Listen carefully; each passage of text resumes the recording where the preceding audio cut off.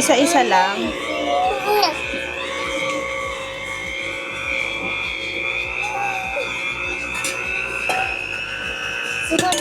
Hey, no.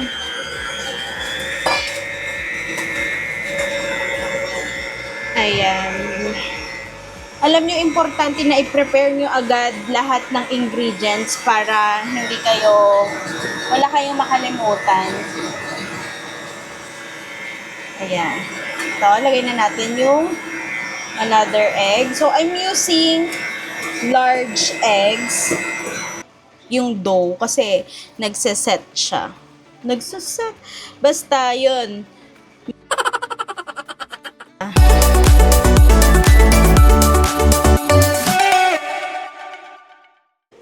So, hi guys! Welcome back to my channel.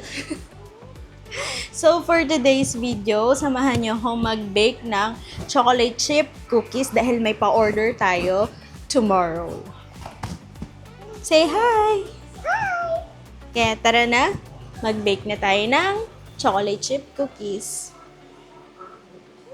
So, yan guys, mag-start na tayo. Nilagay ko na dito yung butter. I'm using Queensland unsalted butter.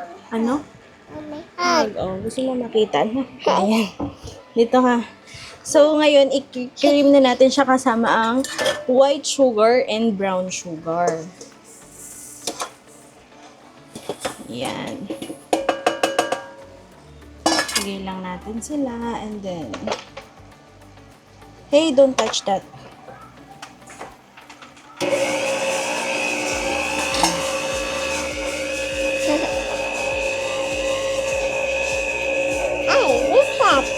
What's that? Butter and sugar. So, yan. I-cream lang natin sila. Nakikita nyo ba? Ilapit natin itong ano. Oh, no! Don't touch it, anak. Don't touch it.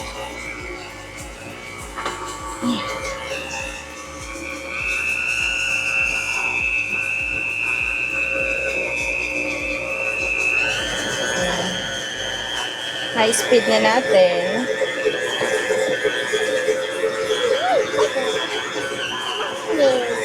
Ha?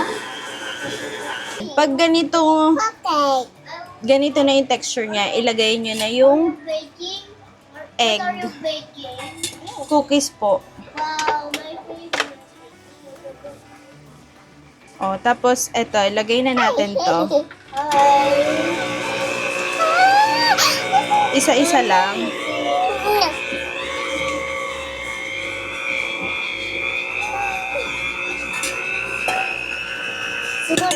Hey, no.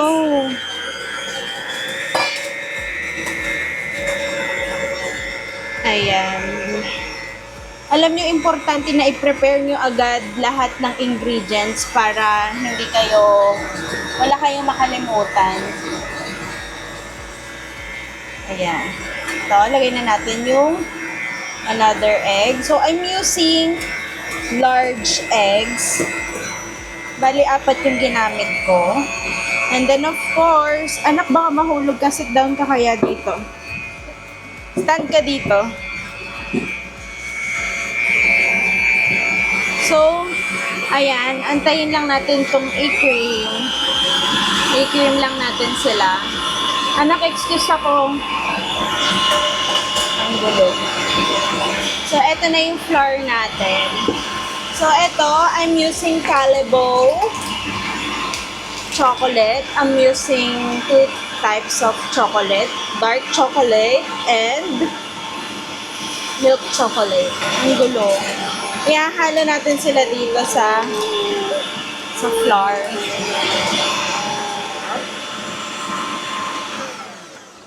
So, yan. Don't touch anything, anak.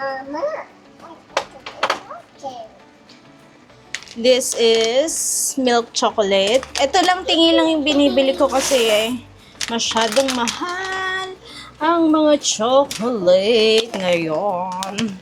Yun din ang dahilan kung bakit hindi ako nag-offer ng cookies kasi sobrang mahal na ng ingredients and hindi na kaya ng market ko yung price.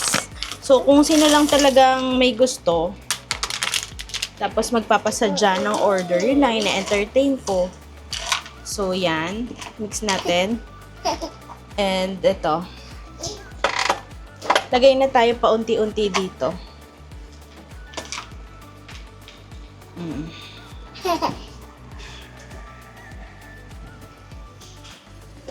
Kasi kapag nilagay mo to ng isang bagsakan, ako, para kang pulburon yan.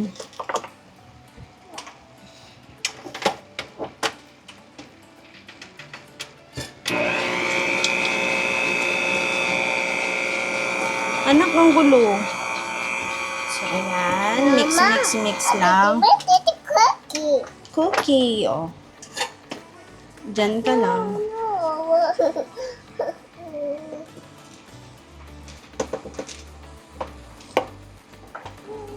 Alam mo, ang sikip dahil nandito ka. Ano yun? So, yan. Mix muna natin sila ulit. Oop, no. Oop, no. Don't touch it. Lagay na natin ulit. Kailangan batch by batch kasi kapag hindi, ano ba yun? Masaya ba yan o umiiyak? Ayan. Dapat batch by batch kasi nako kapag ano, tatapon to talaga. Hindi to kinakain na ng ganito. Hilaw pa to. Mamaya magbe-bake tayo. Anak, ano ba yan? Yun totoo. So, yan.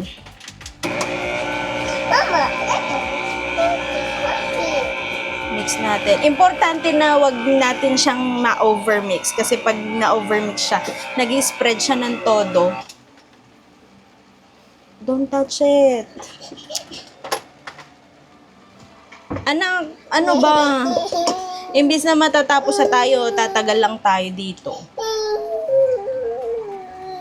10 minutes lang dapat to, tatagal pa tayo.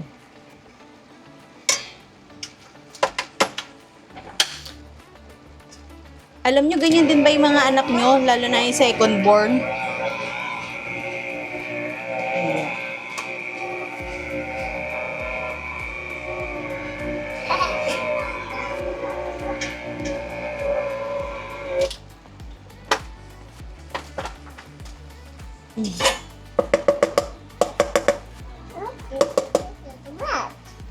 Ano? Ilagay na natin silang lahat.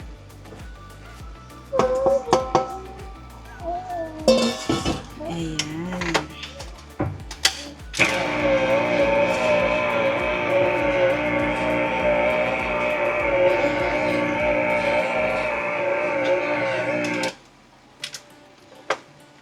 So, yan. Baka ma-overmix natin. Ano yun, anak? Ayan. Okay na to.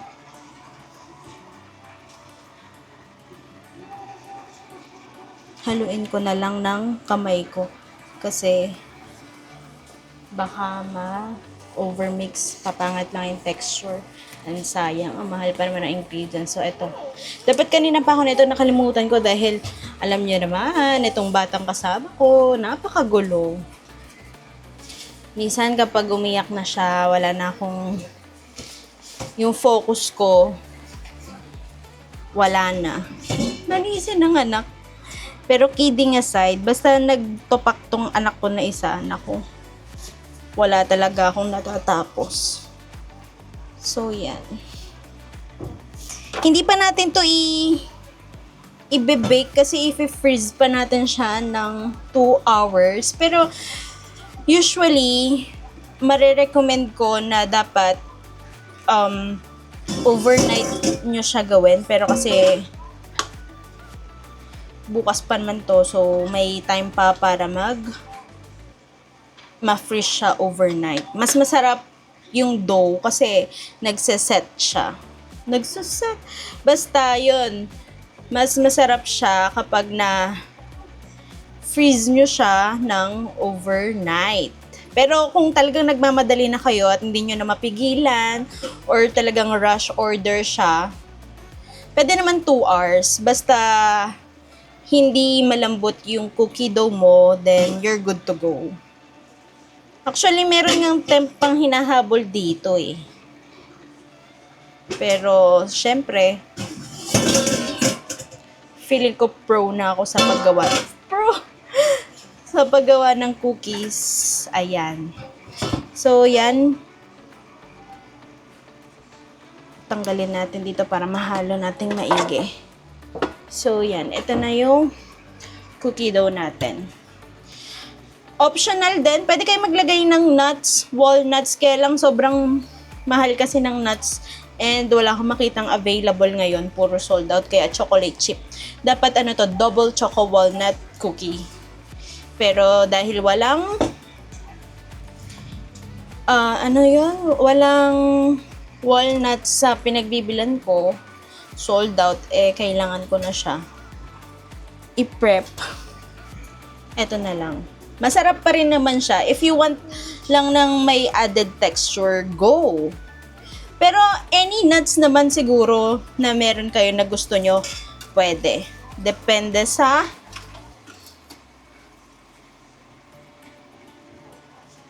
gusto nyo. So, yan. Kukuha lang ako ng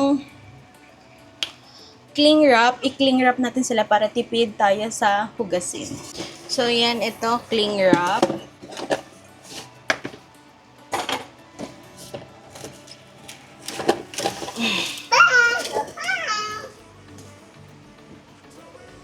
Alam nyo, mas tipid to sa hugasin kung dito nyo na lang kasi ilalagay.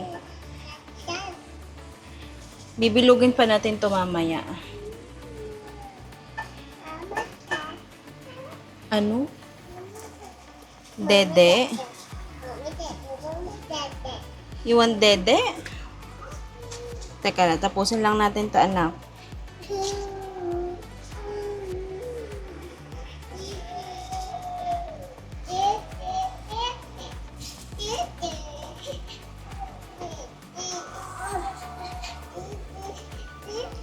Teka lang.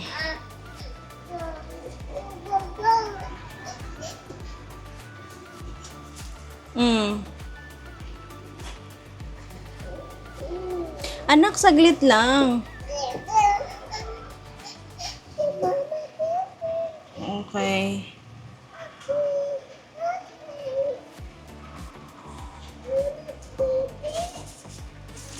Teka lang, anak.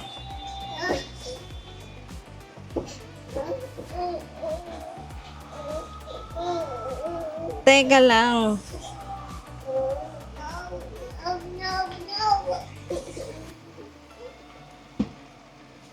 Saglit lang. Naayos ko lang to.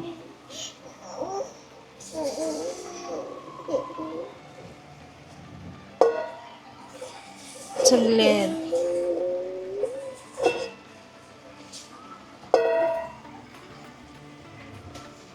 Haluin muna natin kasi may natira pala.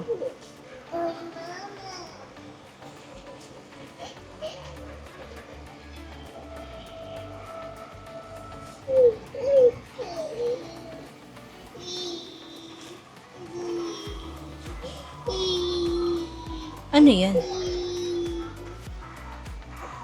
So, yan. I-make sure lang natin na walang nahulog. Wala naman siya so far. Sayang pa to. Teka, saglit lang.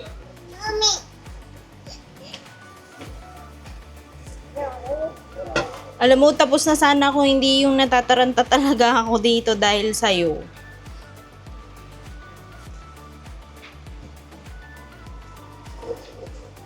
Saglit lang, anak. Anak, gagawin lang tayo.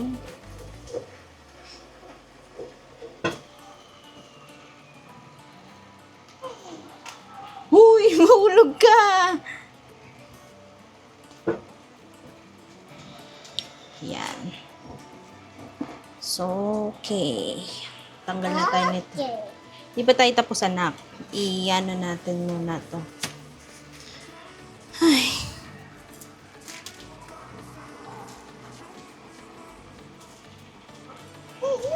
Hey, don't touch. Ah! Don't touch it. Don't touch it. Nainggit yung kuya mo. Sige. What's that? What's that? Me. Ha? What's that? What's that? Right there. Ano?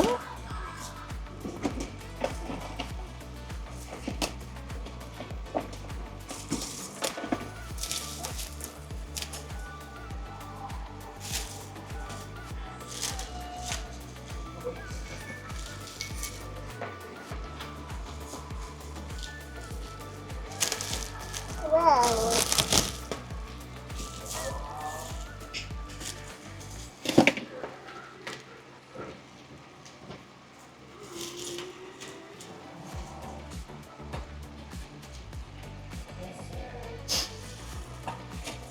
Isa pa.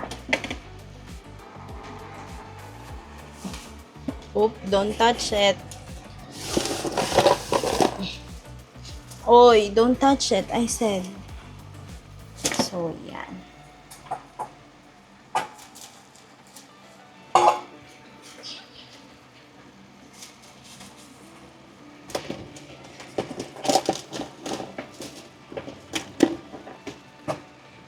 Yummy.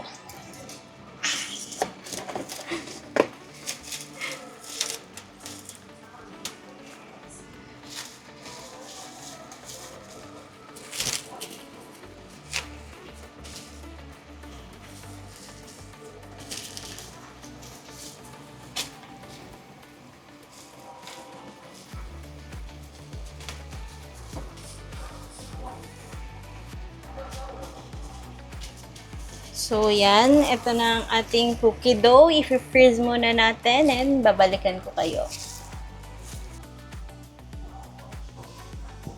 So, hi guys. Bibilugin na natin tong cookie dough kasi matigas na siya. Siyempre, dapat naka-gloves and dito natin lalagay, tsaka natin bibilugin. And of course, timbangan. So, siyempre, pag nagbebenta kayo, dapat palaging sukat. Kasi kapag hindi sukat yung ginagawa nyo, lugi. Hindi mo alam kung kikita ka o hindi.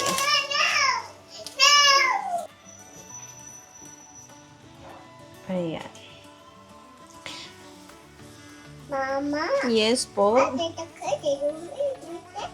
The cookie. You want cookie? Do you want cookie? Ha? Say hi sa camera.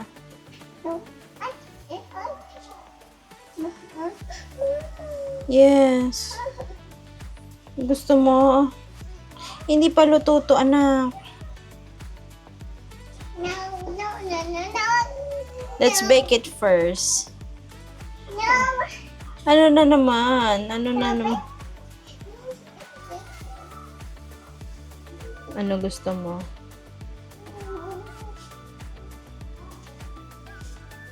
What do you want? You want chips?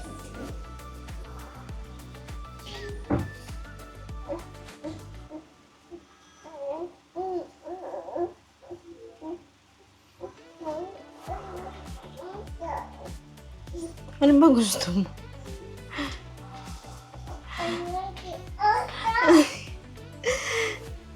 Alam mo, ang hirap. Sobrang hirap espelengin talaga nitong anak ko na to. Napakasungit. Hindi ko malaman kung ano ang gusto.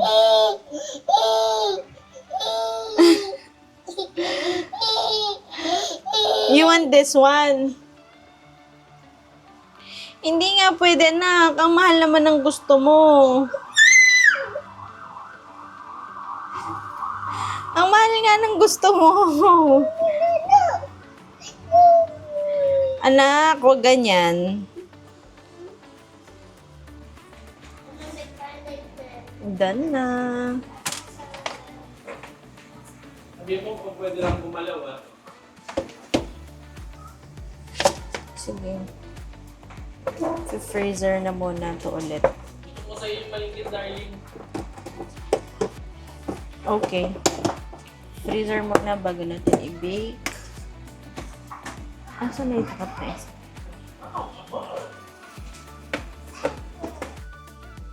So, ito. I-bake na natin siya. I-freeze na natin siya overnight. And 60 days. Of course, dapat meron kayong parchment paper para dun sa baking pan nito. Hindi siya pwede directly. Pero, meron nabibili na mamahalin na pan na kahit hindi na kayo gumamit ng parchment paper. So, ito. Ngayon na natin sila dito.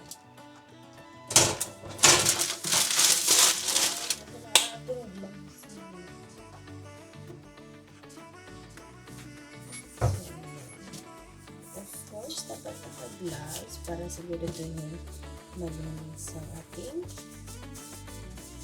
gagawin.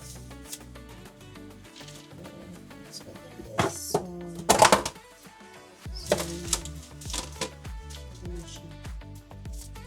Firm na yung cookie dough natin.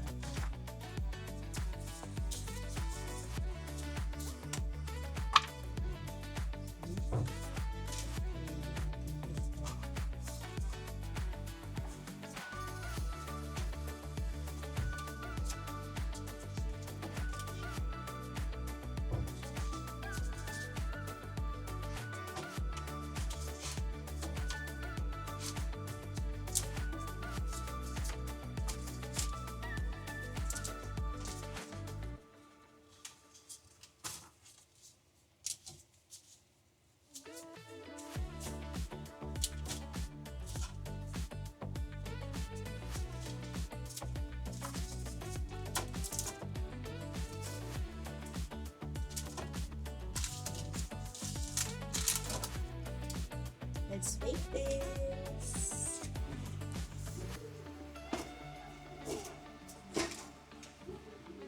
Tapos na natin i-bake lahat. Napak ko na siya. Lalagyan na lang natin ng sticker. So, mag-try tayo ng isa. So, yan. Ganito lang kaliit yung 20 grams ng cookies. So, yan. Ito, milk chocolate yan. Tapos yung nasa loob, dark chocolate. So, try na natin.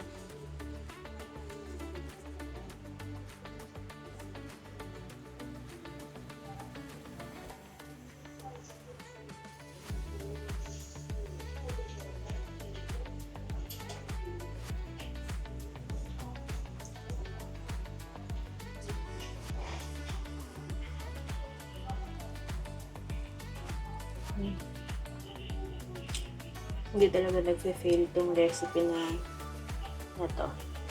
Ang sarap.